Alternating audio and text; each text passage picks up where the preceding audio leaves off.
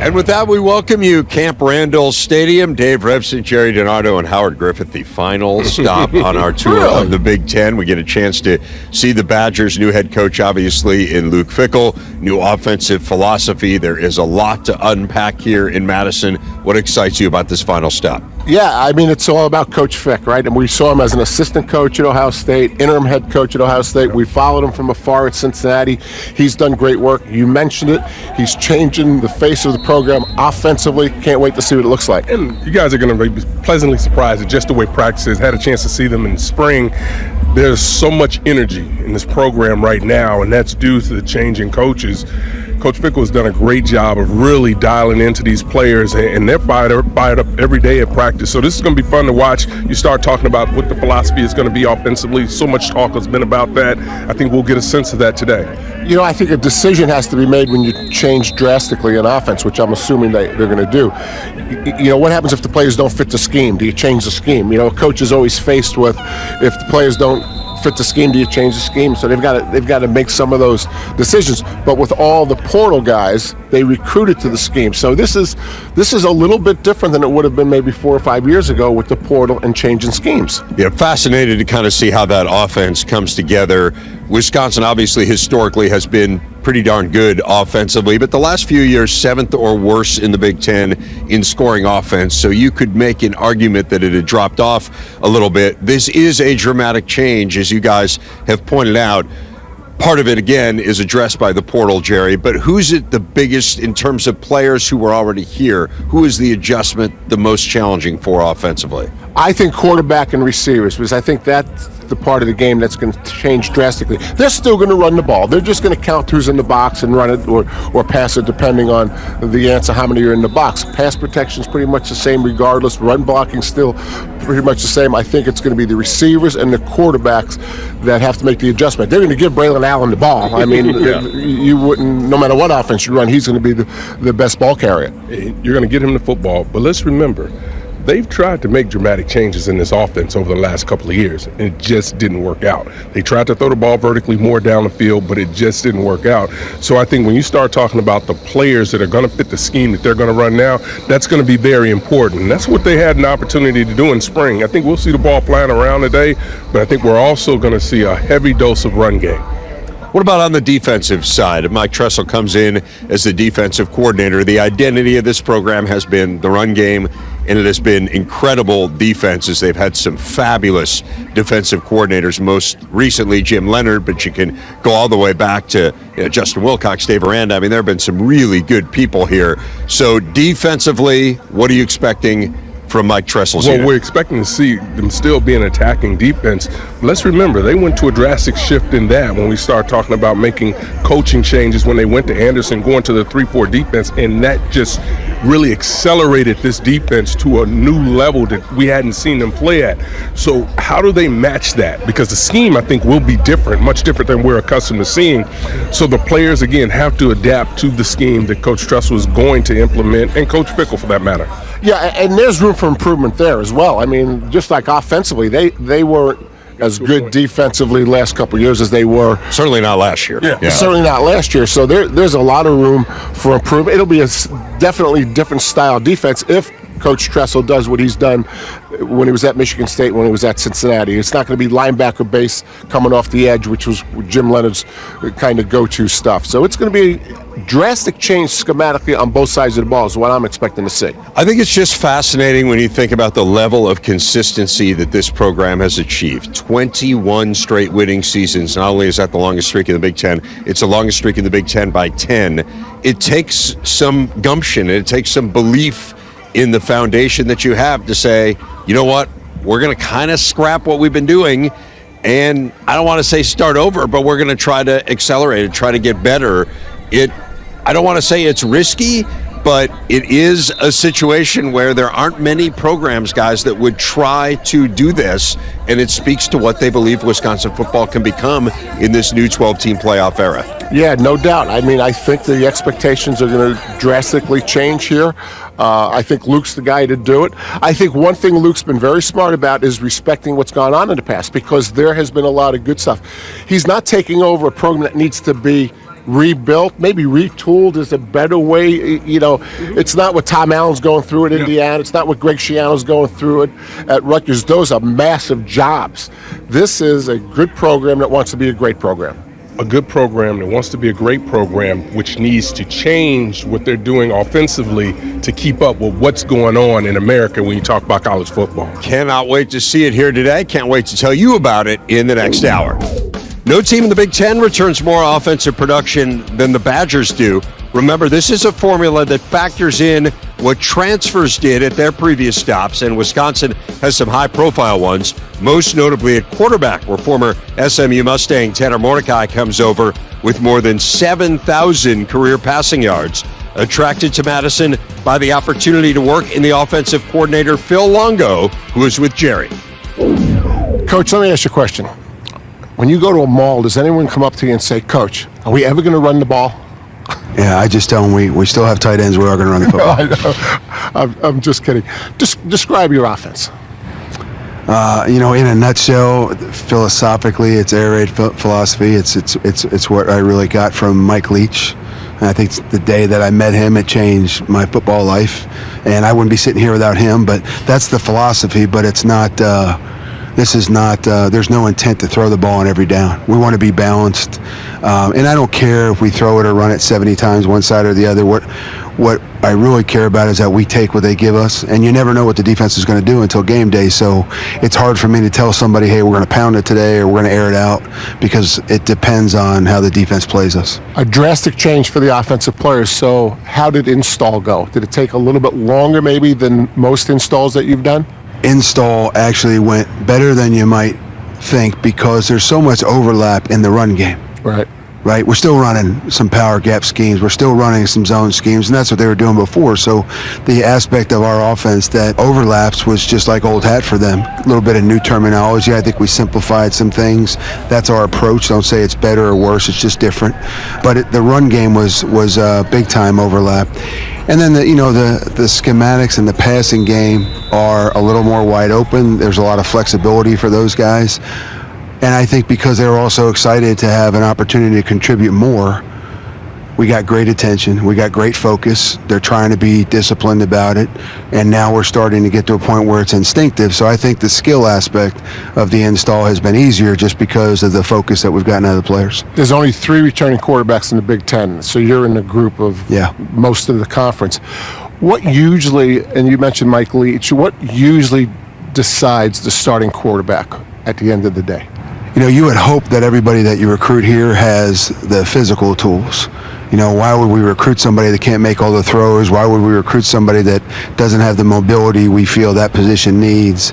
So the guys that are in the room, if we're doing our job, you'd like to think they are the guys that can handle the physical end of it. It's the mental part of the game at quarterback that can really separate people. And, we have a very talented, gifted quarterback in our room that is not necessarily where he needs to be mentally, and he's gotten fewer reps because, and we're not talking about, this isn't NASA, this isn't rocket science. We have trimmed this thing down. It's about as simple for our quarterbacks as it can be in college football.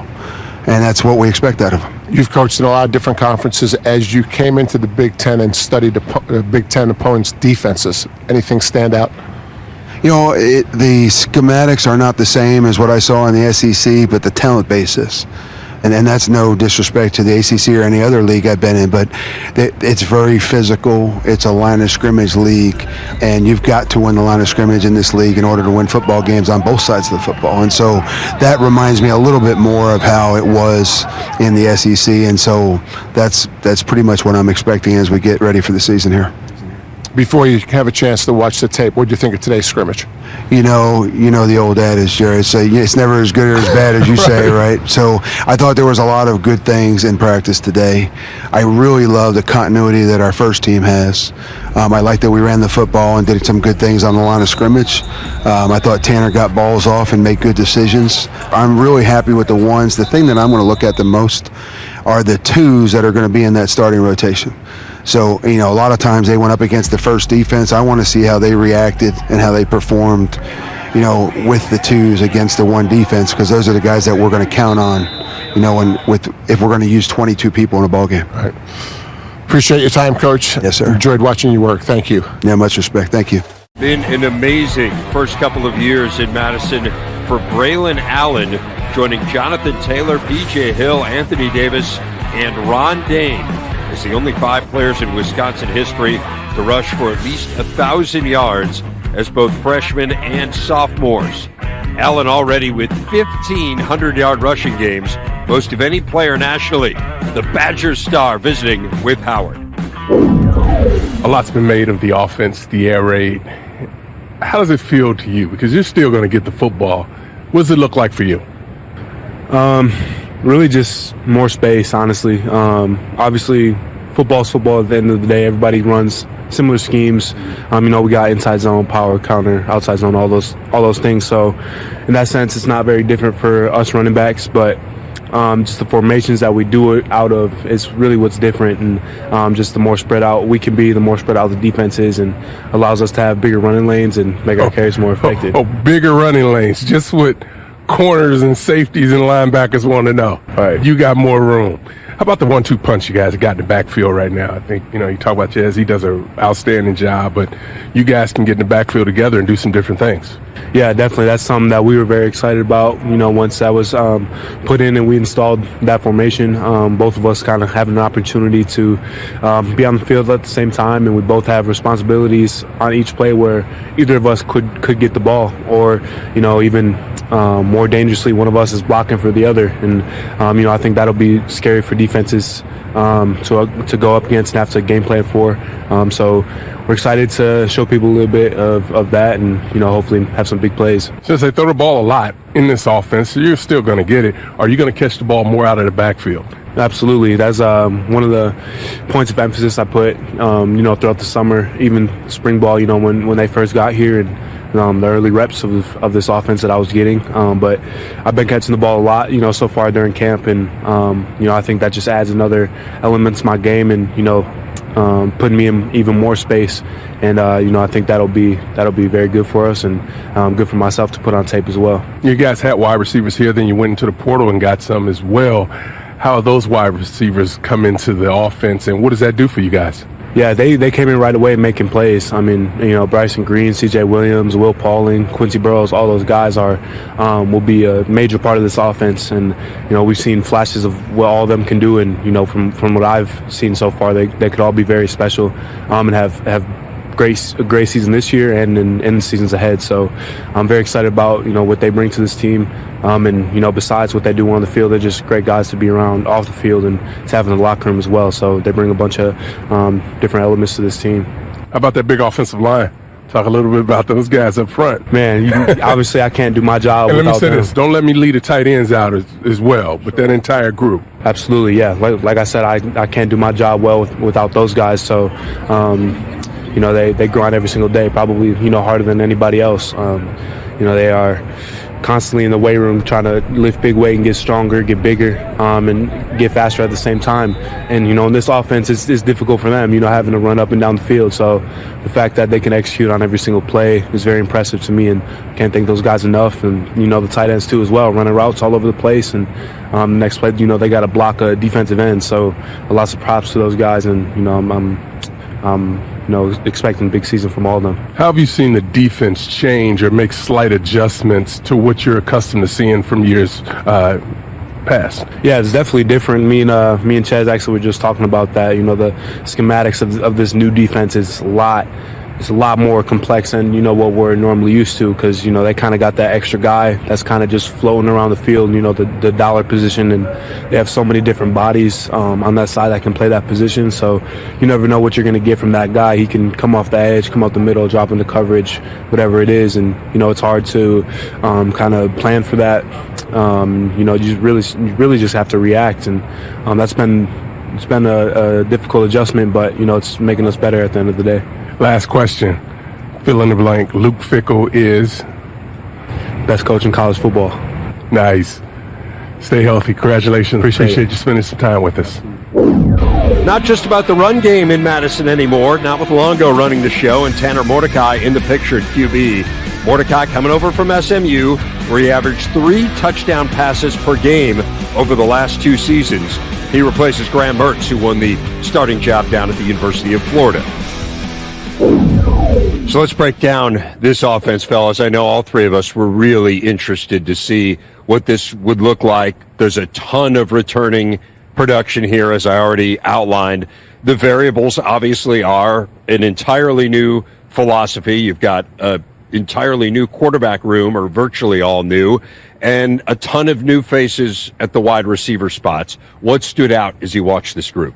That there's going to be some similarities and some differences from the previous scheme, right? Because certain things transfer in football no matter what you're running. Take the offensive line, for instance. They're going to run the same schemes or similar techniques than they have when they were in the I formation. Running back, Braelon Allen's going to get the ball. He's probably going to get it not into a loaded box as he has in the past. The difference, wide receivers will be more part of the game, more part of the game plan, more opportunities, and more than anything they've done here in the past, it's a quarterback-based offense, as most spreads are. And as the quarterback goes, as the offensive coordinator goes, so goes the program. Yeah, you had those wide receivers. You talked about them briefly. I think that's going to be a huge part of what this offense is able to do. Now, look at it this way from Braelon Allen's position. He's going to be in a position where now those holes that were a little smaller are going to be wider because of the spacing of this offense and by formation. So he's going to have some opportunities to be one-on-one with some guys, and it's not going to be very pretty for those defensive guys with him coming downhill. Well, and that's what's amazing, right? It hasn't been pretty for them with the box loaded. I mean, he has faced 20 more 8-man boxes over the last couple of years than any other back in the country, and yet he's still gone well over 1,000 yards each year. So you think about him now all of a sudden facing boxes that don't have 8 guys in there because they're so afraid of what might happen in the perimeter. It really is kind of a pick your poison offense. What do we think of some of the additions on the flank? Guys like Bryson Green, who came in, Will Pauling, C.J. Williams, and obviously some holdovers, some really good ones, guys like Chimere Dike. Yeah, I mean, this is the first scrimmage that we saw on the tour. And if there was any a team I wanted to see scrimmage, it was today for that reason. You saw the wide receivers one-on-one. The quarterback's got to get them in the right play. Play call, Longo's got to get in the right play. They were all very impressive and more part of a practice than we usually see when we're here because of the change in offense. Yeah, we normally don't see the receivers taking the top off the defense. We were able to see that a lot today, and that's going to be huge for them. But even in the intermediate routes, they were making plays. I love the way they attacked the ball with their hands. That's going to be a big part of something that we haven't always seen from the entire group. You might have seen one do that, but the entire group be able to attack the football with their hands is going to be a big addition. I think that they'll be tested. You know, they play Buffalo. They won't be tested physically there. They'll have better players than Buffalo. But it'll still take them a few games to get this offense down. I mean, it looked fine today for the last scrimmage, but there's still going to be a learning curve when it's during the regular season. I do want to touch specifically on quarterback play. Mordecai, Locke, what did you guys take from watching them? Well, you know, Mordecai had the tough spring game, and so I was thinking about that as I was watching him. Obviously, I thought he had the best day today. He ran with the ones. He's the kind of quarterback. He has the attributes you want in this offense. Has a lot of experience as well. Yes. Being under center or being in the shotgun position. So it appears that he has a great command of what the offense is going to be and knows where to go with the football. And when he doesn't have the wide open receiver, he's not afraid to pull it down and use his legs. So this is going to be, it appears to be an offense that's going to be able to score quite a few points. Yeah, let's just say this. It's different. It is absolutely different. Luke Fickell bringing an awfully impressive resume here to Madison. Had a great run at Cincinnati, including leading them to the college football playoff 2 years ago. First group of 5 team ever to make it. Deep ties to the Big Ten. He played at Ohio State, was a longtime assistant there as well, and served as the interim head coach of the Buckeyes for a year, bridging the time between Jim Tressel and Urban Meyer. Fickell with 54 coaching victories over the last 5 seasons. Only Nick Saban, Dabo Swinney, and Kirby Smart have more. Fickell's teams have lost just 10 games in that span. Takes over a Badgers team that has dropped at least 3 games each of the last 5 seasons. Here with the head coach of the Badgers, Luke Fickell. Coach, it's interesting when you take over a program, right? There's a couple different kinds of new program kind of restarts. There are some that are retooling, and there are some that are rebuilding. To me, this is a retooling, right? You didn't have to start from scratch. So When you're coming into a program that's had a lot of success and you're kind of trying to take it up to another level, how do you approach that? I think it starts with making sure you do a lot of work. I don't mean work. Everybody does work, but understanding what has been before you, studying that, recognizing that, embracing those things. From afar, I thought I knew what Wisconsin football was all about, just from preparing and playing against them and coaching against them. But as you get here, you realize how much deeper it is, how many other things that you had no idea about, history, personality, just all the things that from the outside you wouldn't know. And I think it was really critical and key for me, especially in the first month, to really kind of be able to step back, learn from a lot of others, the guys that have come before me, and recognize all the amazing things that have been done and really find a way to embrace those things, but then know what it is that you want to adapt and adjust. Can you give me an example or two of things that you didn't know about Wisconsin football that you learned and have tried to keep? Well, I just think I always thought tough, physical guys. I didn't recognize and realize the intelligence just deep-rooted, the type of school deep down inside it is. So I think that creates a different type of culture by nature that these guys, have always had here. And I think that, I don't know if it was before, I always kind of say I studied from Coach Alvarez back, and then recognizing just the nature of the things and what this place means to them. I mean, when you look at it and you only have like 4 guys leave in the midst of, kind of 2 coaching changes, it kind of shows you like there's something deeper here that keeps people here, as opposed to maybe what's rolling within the world. And I had no idea of that. And yet they wanted to make a change here, and they wanted to change the identity a little bit. So when teams are done playing you, what do you want them to say about you? Like, what's the identity of a Luke Fickell Wisconsin team in a perfect world? Well, I don't want to say those things. I mean, that's not right. I mean, you put things on the wall and you say what you want to be, but the reality is, and what you put on film is who you are. But no matter what, I want it to be a battle. I want it to be a fight. I want it to be a physical, tough game no matter what. I tell our guys all the time, like, we're going to be prepared for the very best. And if somebody comes in and somebody can beat you, or you go someplace and somebody can beat you, you've done everything you can do. You tip your hat, you move forward, you find a way to get better. And I think more that than anything else, it's just the idea of this is a really tough sport. And if you aren't ready and willing to compete and do everything you got to do every single day, at some point in time, you'll get eaten up, just like in life. You know this league really well. How much time, though, did you have to spend refamiliarizing yourself with each one of the programs, given the amount of time that's elapsed since you left? Well, a bit. I mean, I think that, again, one of those things when you're away, you think you watch a game on Saturday and you think but the reality is you don't.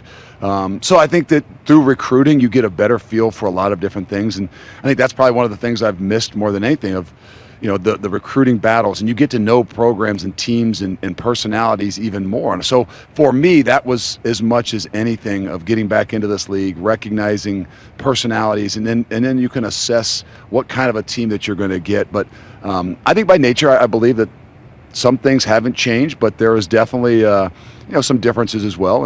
And I'll be waiting, because there's a lot of those games. We're going to have 7-8 games to be able to look at before we have to spend a whole lot of time on that. Pretty interesting to watch the offense that you brought in. How do you feel like this group has adapted to it, and where has it been most difficult, do you think, in terms of position groups to adapt to the offense? I think it's first just like our players, that like the people outside it, you have to recognize what it is. And just because there's a connotation of air raid doesn't mean that you have to throw the football all the time, doesn't mean you can't play physical. So I think initially the offensive line was the group that had to recognize what we're really doing more than anybody else. And yes, there is a different pace than maybe they had gone in the past. And so I think to them, more than anybody else, I think that's the biggest change. And as they get a little bit deeper into it, they recognize there's amazing similarities to what they've been doing since they've been here. But I think at first, those were the guys that were maybe looking a little bit cross-eyed as we have started this thing. Finally, defensive-minded coach. This is a program where the identity's been built on defense and the run game. How much were you able to take of what was already here, and how much was adapting to what you did at Cincinnati? Well, I think that's part of that first month that I'm talking about. We had to do a really good job at recognizing the amazing things that they had done defensively, because it comes down to personnel. And so we had to embrace that. We had, and we were fortunate enough to be able to study under Jim for a month with bowl practice. But even coming here, I think the year before or something with some of the guys and spending some time here. So to recognize what it is they've done to kind of try to keep as much of it as we possibly could, because it's about the personnel. But I think that's where Coach Tress has had the toughest job as much as anybody. I mean, offense walks in and it's a whole new slate. Defense walks in and have to embrace and grasp a lot of things that they've done in the way that which they've done them. Back me up on that real quick. You had been here the year before studying them? Well, Coach Tress and those guys came here. It was either the year before or 2 years before that. It had to be the year before, and spent 2 days with Coach Leonard and the staff, and just kind of going over defenses and brought back some things that they had done here that we implemented at Cincinnati. And so it's kind of ironic, but I think there was a little bit of a connection. No doubt. Luke Fickell, great to see you back in the league. Thanks a lot for your time. Thank you. The Fickell era kicks off with a game on FS1 against Buffalo. They will play on the road against Washington State before closing out non-conference play on our air against Georgia Southern. The Badgers face Rutgers, Indiana, and Ohio State in their crossovers. They visit Illinois and Minnesota, but get Iowa at home. Plenty of star power back for the Badgers this season. Would be surprising were they not to continue this streak. They've made 21 straight bowl games. That's the longest run in the Big Ten, the third longest nationally, behind only Georgia and Oklahoma. It's the second longest streak in the history of the conference. Fellas, let's dive into this Wisconsin defense. And we talked about this at the outset of the show. This has been a huge strength of this program for years. I don't think any of us expected it to be different with Mike Tressel in charge of that D. And obviously you have a defensive head coach in Luke Fickell. What did you see here in watching them today? Well, I was wondering, would they go away from more of the 3-4 defense, 3 down linemen and 4 linebackers, and it appears they're still going to stay in that. When you think about it, it's because there's so many linebackers, talented linebackers that are on this roster already. So I think it's important that the coaches obviously utilize the skill set of the players that are here, and they get after it. I mean, I love that defensive line. The linebackers appear that they can run. They're going to be physical at the point of attack and tough to deal with. I think this is a great coaching example of you take over a program, you've done one thing at the previous program and it worked, you come into the new program, you'd like to do what you've done, right? Because you have the knowledge, you know how people attack you, you know the strengths of the defense, you know the weaknesses of the defense, but when you get here, you don't have the same parts. And to Howard's point, it looks like the defensive line and the linebackers are the deepest.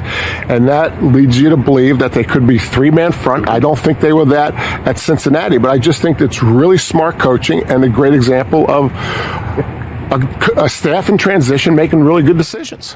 They have a lot of guys they can rotate through on that defensive front, and a lot of nice interchangeable pieces. And it's, to me, that's where it really gets interesting. And I think the one thing I do wonder about, and I'm interested in both of your takes on this, obviously, is marrying the offense to the defense, right? So historically, this place has been focused on having a really solid defense. The offense can eat up the clock. This offense may not eat up the clock as much. Do you sacrifice something defensively there when you go to this offense? You do. You sacrifice how many snaps you may take. But you're also practicing against an offense that you'll see more than the old Wisconsin offense, right? Because very few people ran Paul Chryst's offense.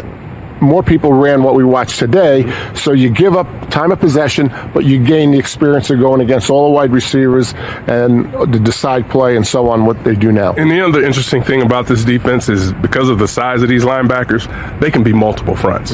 They can do a lot of interchangeable. So I hesitate to say that they're going to be a lot like last year, but they will be able to do that, but they also will be able to change it up. And maybe it wasn't changed up as much because we were here today, but I do believe that they have the ability to do that, and I think that'll give them a jump. Really well-constructed team. Yes. Both sides of the ball, and we saw Very it much today. Mike Tressel's track record would suggest the Badgers will again excel defensively. Over the last 2 years with Tressel as the defensive coordinator, Cincinnati's been elite on D. Third in the nation in pass efficiency D, and in the top 15 in scoring D and total D. Tressel, the nephew of the former Ohio State head coach, with Jerry.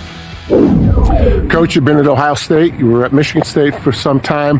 You're back in the Big Ten. Have you noticed any changes in the Big Ten, specifically offenses? Yeah, first of all, I'm thrilled to be back in the Big Ten. I'm fired up.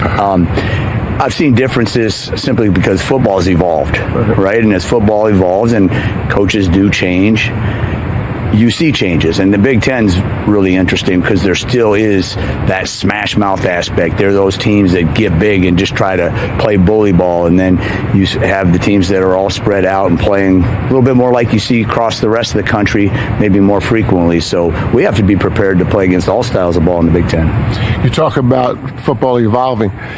You have a certain scheme you ran at Cincinnati, certain scheme at Michigan State, certain scheme at Ohio State. Now you come to Wisconsin, you have different players. So how do you go about making the decision what scheme based on the players that you have? Sure. So if you're coaching high school ball, right, it's about putting your players in the best positions to be successful. You don't get to recruit. You have the guys you have, do what's best for them. In college ball, you recruit for your scheme, but still put players in the best position. The most interesting scenario is if we're playing college ball, we will recruit to our scheme, but we also inherited a team. So it's a combination of installing some of the things that we truly believe of from different stops and what we think schematically will be very good in this league, and also playing with the roster that we have built here because there's some great defensive players at Wisconsin. We will make sure they're doing what they do best. What was the level of adjusting when you came to Wisconsin? With the same question, scheme, players. Quite a bit of adjustment, but I think both from the player standpoint and the coach's standpoint, everybody really was excited and open arms embrace. You know, hey, let's see what these guys got. Let's see if we change this a little bit, what it could look like. Right. And we were all constantly trying to dig and find out who are the guys that are really difference makers and put those guys in that position. But guys and coaches were really excited to learn from each other. I know you weren't here last year, but some players that the fans haven't seen yet that they're probably going to see playing for Wisconsin defense. Yeah, that's a great question because probably, you know, in the defensive line, some of the big names we lost. I would say on the edges, CJ Goetz was a starter last year, but I think he's going to step up and have an absolutely huge year. And then who's that other outside backer type of guy that's going to step up? Darrell Peterson, Caden Johnson. I think those guys will be big. You have seen guys like James Thompson and Rodis Johnson on the defensive line, but I really think those guys have stepped up their game to a whole nother level, which I'm excited about. I think there's some depth that's returning with a little bit of experience that's going to take it to another level. That's what I really think. Appreciate your time, Coach. Always love watching you work. Glad to have you back in the Big Ten. I'm fired up to be here. Thanks, Coach. Back in Madison, where Wisconsin is very high on its linebacking crew, with CJ Goetz, Jordan Turner, Njongmeta, all coming off very productive seasons. Njongmeta led the team with 95 tackles last season, was also second in tackles for loss. Those 95 tackles, fifth most among returnees in the Big Ten. He and Goetz visiting with Howard. Guys, there's been a lot of talk about the differences on the offensive side of what's happening. What are the differences, if any, on the defensive side that you've noticed? Yeah, I mean, I think there's a new addition to the dime package that we've really started to run a lot more. I think we're doing many similar things from last year. Just, you know, Coach Leonard left. It's hard to replace what he was bringing to the table, but I think we've been doing a great job with the new scheme, having guys buy into the culture of what we're trying to do on defense, and it's been awesome. Yeah, I think that there's a lot of similarities to, you know, what we have done before, but, you know, Coach Tressel has done a great job of adding, you know, like little tweaks and stuff like that to try to enhance the defense, you know, like what he's talked about in our dollar. You know, it gives us opportunity to, you know, take away some passing like bubbles and stuff like that. And then, you know, so far in camp, we've also been able to stop the run while playing it. So it's worked out well for us so far. Been working on those pass rush skills? Yes, sir. I know you already got them down, but I'm just saying, you got some new ones for the people this year? Yeah, I got some new ones. Yeah, I've been working on some new ones. You know, you guys, you know, watch this linebacker crew. It's really fun because you guys are flying around all the time. Talk about the big guys up front who allow you guys to fly around and not get touched. Listen, the big guys up front are the unsung heroes. we'll laugh after practice, like, hey man, I got triple team so you can make that play. Things like that where, I'm only as good as the guys up front. Yeah. We're only as good as the guys up front. So, having some dogs up front has been paramount my whole career, and especially in this defense, to making plays.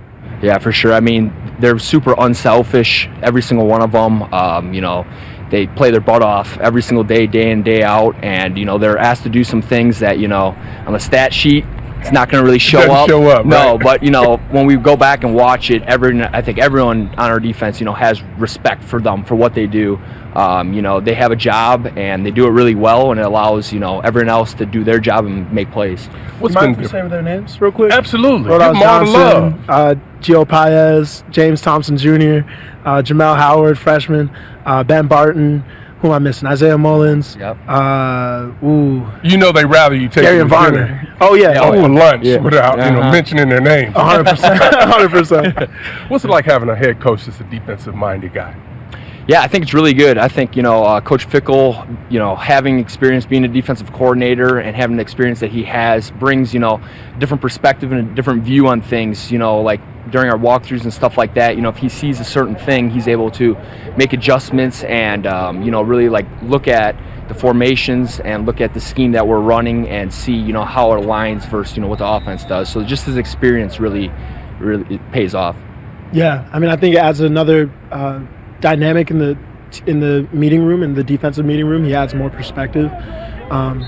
It's been great, and Coach Fickell's a great coach. Now here's my question, right? I want to know, I thought I'd come out here and I'd hear your playlist from your DJing skills, because I've been doing some homework. Have you listened to them? Yes, I've listened to him. Tell me where that passion came from. I mean, I'll keep it simple. I went to a function, and it was a great event, great location. Everyone was dressed up, and the music was trash. And I was like, "There's no way." And they had a DJ. I was like, "There's no way I can't do better than that." And so, just picked it up. Early on, I got COVID, and I was in a 10-day quarantine, and just workshop, was DJing the whole time, and been loving it ever since. That's great. Well, it's fun to watch you guys play. Good luck this season and stay healthy. Thank you very much. Appreciate you. Thank you. Wrapping things up here from Madison and wrapping up our tour here on the Big Ten Network. Let's talk about the Badgers first. This was a team that was picked by the writers, by the media, and the Cleveland.com poll to win the West this year. After seeing them here today, I'm not going to ask you if you share that opinion, but how reasonable is that expectation? I would say I share it, and I think it's very reasonable, and it wasn't how I came into the tour. So my mind was changed today. Wisconsin seems to be the deepest team that we've seen. I love what they're doing offensively and defensively. I love their schedule. Their crossovers are Indiana, Rutgers, and Ohio State. I think that's 3 great crossovers for this team at this time. So to me, most impressive of the 7 schools in the West was Wisconsin for me. I think you walk away from here thinking, this team is going to be in the very thick of it. I had questions just like you did. Wasn't quite sure where they would be. Wasn't quite sure how the offensive line would perform or how they would perform in practice. Quarterback had some questions. What was going to happen at the wide receiver position? And this is the team I saw in the spring. And they look so much better today than they did when I saw them in the spring. So that speaks to the culture that has been developed, the coaching staff, getting these guys prepared, and seeing a scrimmage. I mean, they were flying around today, and that was impressive to see.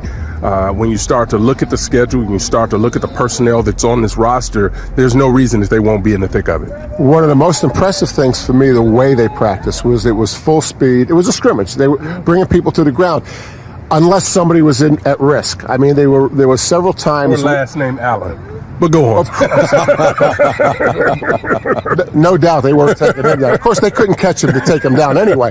But it was a mature team. It was a mature practice. And when you can say this is a scrimmage and not have a bunch of guys on the ground, that's a pretty good way to have a scrimmage. It's impressive. Yeah, as you talk about that, I mean, I think one of the things that I wondered about just in general was how would they have adapted to, not just to the new style, but, I mean, look, Paul Chryst, there were 41 games over 500 under Paul Chryst. Like, this is a winning program.